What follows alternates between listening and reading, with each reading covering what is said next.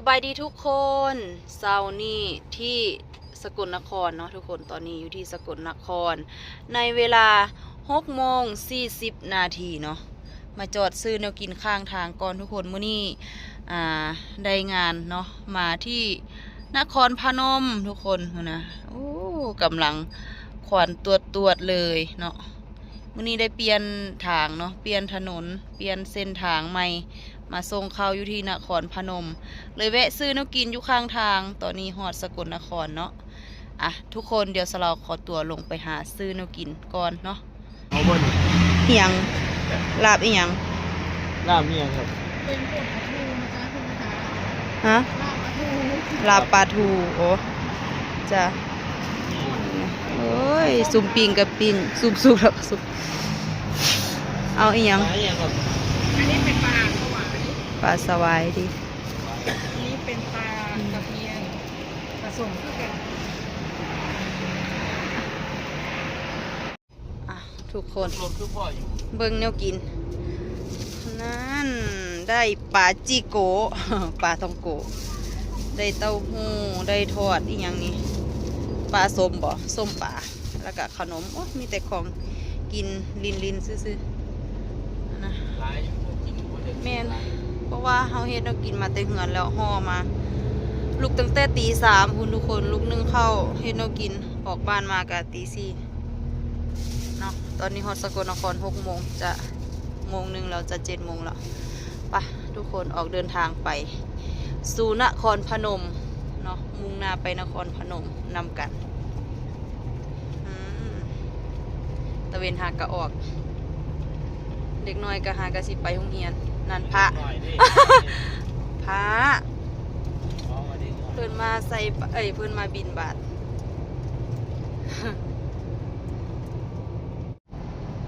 ทุกคนตอนนี้กะมาฮอดหน้าห้องสีแล้วเอ้ยเว้าโลสิเป็นหยัง เนาะในเวลา7:51 นาที มีรถอยู่ตัวนี้ แม่น มัน อยู่ คื บ่ ออันซ้ายนั่นแหมแยก โอ้รถไทยบ้าน ได้ครับอีหยังวะ กำลังสียูเทิร์นเข้าไปทุกคนทุกคนตอนนี้ก็เอารถขึ้นสั่งแล้วเป็นที่เรียบร้อยเนาะฮอดห้องสีแล้วคุณ บอกกุ้งก็ลงไปถ้าเอาอันนี้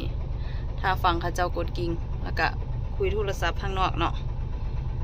นะฮอดห้องสีแล้วในเวลา7:57 นาทีเนาะตอนนี้นะสั่งรถแล้วเป็นที่เรียบร้อยทุกคนบนในใจว่าทางในมีจักรพวงนะเห็นอันนี้เห็นเป็นรถทางในนะเนาะจังเขาไปเบิ่งทางในว่ามีรถหลายรถน้อยฉันได้คิวใดเนาะมี10 ล้อเดียวนึง ว่าแม่นรถสิเต็มอันเนี้ยปาดเข้าอยู่นี่กองอยู่ตั้งว่าหลายเอาไปหมดเลย4-5 แถว4-5อีหยังก็เอิ้น4-5 แถวต้องว่าใหญ่อยู่นี่เนาะแต่เก่าเอาข้าวสดมาดำไว้นี่ต้องว่าหลายกลับมาเทื่อนี้ข้าวหายหมด ข้าวเสียไปใส่โอ้โหคนงานคือบ่เห็นคนเดียวแล้วเจ้าอยู่ทางในนี่บ่พวงที่2มาฮอดแล้วสเรากับบอกกุ้งได้คิว2ส่วนอีกพวงหนึ่งได้คิว3เนาะคิวแรกเป็นรถ10 ล้อขนาดมาแต่เศร้าแล้วได้นี่ยังได้คิว2โอ้ยถ้าให้กับเจ้าแทงเขาบ่แน่ใจว่าสิได้ลงยามใดนะเดี๋ยวหาโอกาสท่าไปเรื่อยๆเนาะตอนนี้ว่าทันได้กินข้าวเทื่อเพราะว่าหากะ2:03 นาทีเนาะตอนนี้โดนแล้วบ่ได้มานี่เนาะมาตั้งแต่ข้าวสดพุ่นเลยเนาะอันนี้เป็นเที่ยวแรกของปี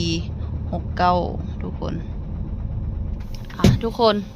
ตอนนี้ก็ได้เวลาเอาเข้าไปดำลงอยู่อยู่ในโกดังอันนี้คิวแรกเพิ่นดำเข้าแล้วออกมาแล้วเนาะตอนนี้ก็เวลา3:20 นาทีเนาะคิว2กำลังเข้าไปแล้ว นั่นคิว3ท่า มือตื่นปาดเขาเพิ่นใส่อันนี้ใส่ถุงจัมโบ้ไว้ทางในหมดเลยโอ้ขับแคบปาดพุ่นน่ะข้าวล้วนๆมีแต่ข้าวพุ่นน่ะทางในก็แม่นปา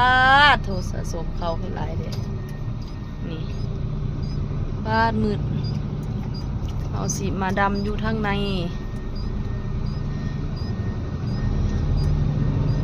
โกดังกำลังถอยตั้งลำถอย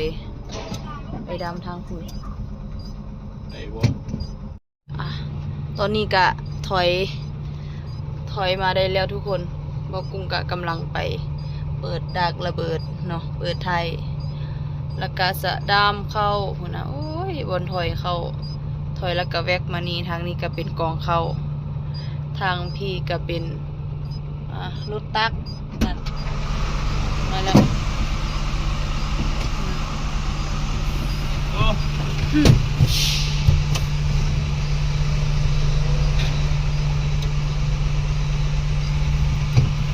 เงินเอาไปเอาวะ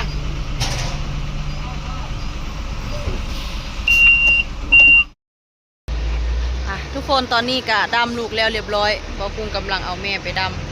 ำเนาะลูกอยู่นี่นั่นพวงที่3ดำลูกออกมาแล้วบอกกุ้งกำลังเอาแม่ไปดำเนาะเดี๋ยวเราจะไปล็อกท้ายรถสะก้อนทุกคนแดดจัดสนั่นปานพืชเดี๋ยวล็อกกันทุกคน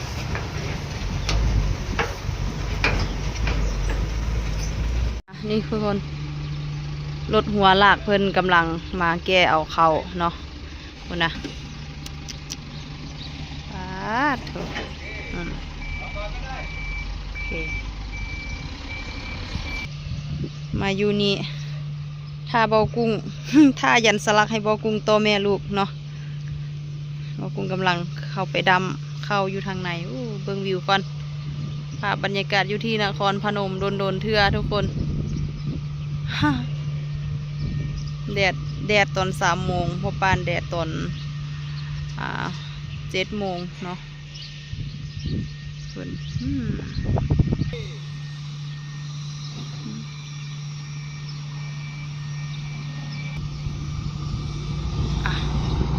เรียบร้อย เอานั่งดำบ่ทันแล้วตีโอ้ว่ามันแล้วหากันแล้วคันที่2แล้วทุกคนยังเบากุ้งบ่ทันได้แล้วว่าอยู่บ่เห็นตอนเพิ่นเข้าไปอีก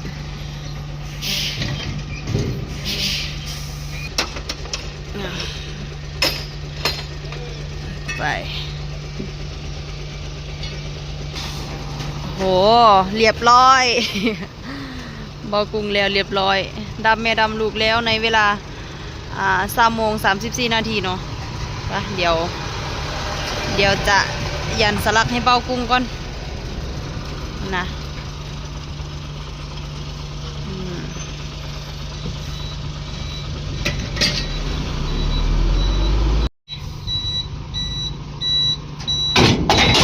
โอ้ตกใจเวิร์ดแล้วคือไป2 เทื่อ อ้าวเดี๋ยวฮะ ไอหมูแล้วคือเข้าไป2 เทื่อ แล้วเนี่ยนี่ร้อยเข้าไปยังไง ตอนเจ้าเข้าไปนะตอนเจ้าสิเข้าไปนะเห็นเราออกมาแล้วเป็นบ่เขานึกว่าเราสิมาถอดลูกอยู่นี่บัดนี้โดนเห็นออกมาอีกไปตอนใดวะ ทุกคนเดี๋ยวไปทาอยู่เทิงรถเนาะ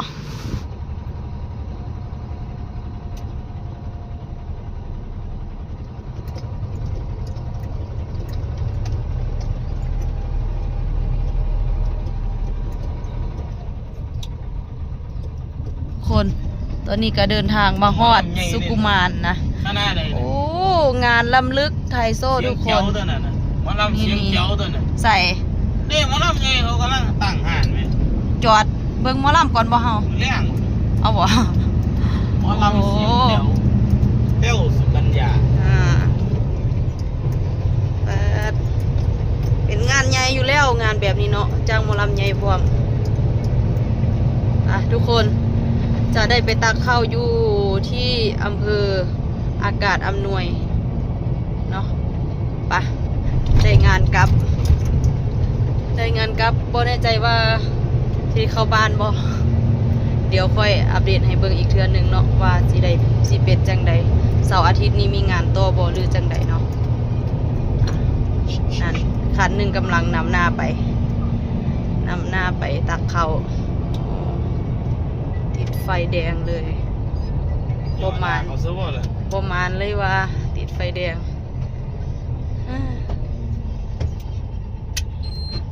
ทุกคนเป็นจังใดเดี๋ยวค่อยไปพบเจอกันบอนที่สิตักเข้านำกันเนาะ กันโบอยูทุกคนตอนนี้กะมาหอดบอนตักแล้วเป็นที่เรียบร้อยเนาะตอนนี้กำลังตักเข้าขึ้นรถโอ้ยบังตักเข้าขึ้นรถในเวลา14:14 นาทีเนาะแมนกว่าสิหอดปานกะค่ำพอดี ไปโมงยังไงเลย 12 โมง บ่ายโมงมาซาน12 โมงเที่ยง 14 นาทีเจ้าคือว่าเบิ่งโทรศัพท์แต่โดนลงหน้าลงหลังอยู่เอาทุกคนกำลังตักเนาะตักแล้วยามใดเดี๋ยวค่อยอัปเดตให้เบิ่งอีกรอบนึงทุกคนตอนนี้ก็ตักข้าวแล้วเรียบร้อยเนาะขึ้นมาสั่งแม่ได้น้ำหนักแล้วเป็นที่เรียบร้อยเนาะไปเอาเบิ่งลูกเบิ่งตัวลูก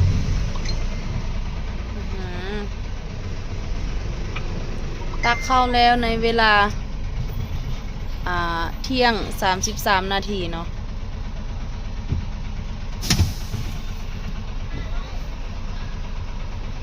ตื่มอีก500 500วะ ตื่มอีก500โอเคทุกคนทุกคนตอนนี้กะออกจากก็เอิ้นอีหยังเอิ้นสางบ่สางเนาะสางเข้าอยู่ที่อำเภออากาศอำนวยเนาะกำลังจะเมื่ออุดรธานีทุกคนตอนนี้เวลาเที่ยง42 นาทีเนาะตักแล้วเรียบร้อยหมู่เพิ่นจดสิฮอดบ้านแล้วมั้งป่านนี้เจ้าของหากระตักแล้ว เขาลงเขา แม่นไทยบ้านก็มาขายข้าวเขาเจ้ากะลงเขาเพราะว่าเขาเจ้าขายเป็นกระสอบมันก็เลยใช้เวลาโดนแน่จักหน่อยไปทุกคนเดินทางเมื่อน้ำกันปลายทางอุดรธานีทุกคนตอนนี้ก็เดินทางเดินทางมาฮอดพังโคนแล้วเนาะกำลังออกไฟแดงตอนนี้ก็เวลาบ่าย2:03 นาทีเนาะทัวสิฮอดสางก็ใช้เวลาประมาณชั่วโมงครึ่งน่าจะฮอดประมาณบ่าย3ครึ่งก็สิฮอดอุดรธานีโอ้ยจึกจักอยู่นี่พังโคนนั่นนะพังโคนสางใหญ่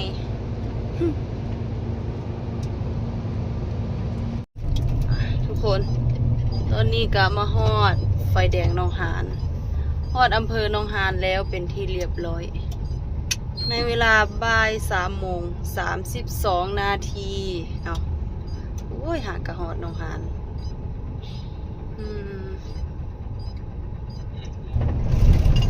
ทุกคนตอนนี้ก็เดินทางมาฮอด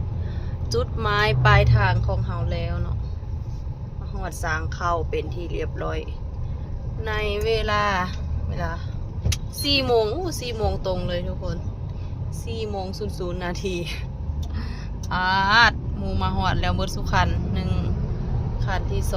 2คันที่3พูนคันที่4มาลุ้นหมู่เนาะ โอ้พระเอกเขาก็ต้องออกรุ่นมู ปิด ปิดงานติ พระเอกออกก่อนเขาเจ้าก็เมียนอนแล้วเนาะ เขาก็บ่ทาเบิ่ง เขา นี่ ก็ว่าทาเบิ่งแล้วเนาะให้ไหลมันอยู่น้ำเฮาพี่ นะอันนี้อีกคันหนึงกำลังลงเข้าทุกคนเข้ากระสอบนะไปเก็บพะแยงเก็บพะแยงทุกคนเอ้ยน่าจะได้เข้าบ้านเนาะมื้อนี้ก็วันศุกร์เนาะวันศุกร์วันที่23วันศุกร์วันที่23เดือน1เนาะทุกคนเดือนมกราคม2569เนาะบ่แน่ใจว่าเสาร์อาทิตย์นี้สิได้หยุดบ่หรือว่าสิมีงานต่อเนาะเดี๋ยวเป็นจังใดเดี๋ยวสลักคอยอัปเดตให้เบิ่งอีกเทื่อนึงเด้อตอนนี้ก็ฮอดสั่งแล้วไปที่เรียบร้อยเนาะทุกคนสรุปคือสลอกกับบ่กุ้งได้ด้ามเข้าลงเนาะตอนนี้ก็ด้ามเข้าลงแล้วเรียบร้อยแหละแต่ถ้าตักเนาะตอนนี้เขาเจ้าก็กำลังตักใส่รถอีกคันนึงเนาะสลอกกับบ่กุ้งมีงานต่อเด้อบ่ได้หยุดมื้ออื่นวันเสาร์เนาะจะได้ไปนครพนมคือเก้าไปเที่ยวนครพนมนำกันบอทุกคนมื้ออื่นเจอกันที่นครพนมเนาะตอนนี้ก็เวลา4 โมงเนาะ4 โมง 37 นาทีแล้วทุกคนท้ายคลิปนี้สเราขอฝากกดให้พ่อแม่พี่น้องเนาะกดไลค์กดแชร์กดติดตามแล้วก็กดคอมเมนต์มาทักทายกันได้เนาะเดี๋ยวสเราขอตัวลาทุกคนไปก่อนเอาไว้พบเจอกันในคลิปหน้าสบายดี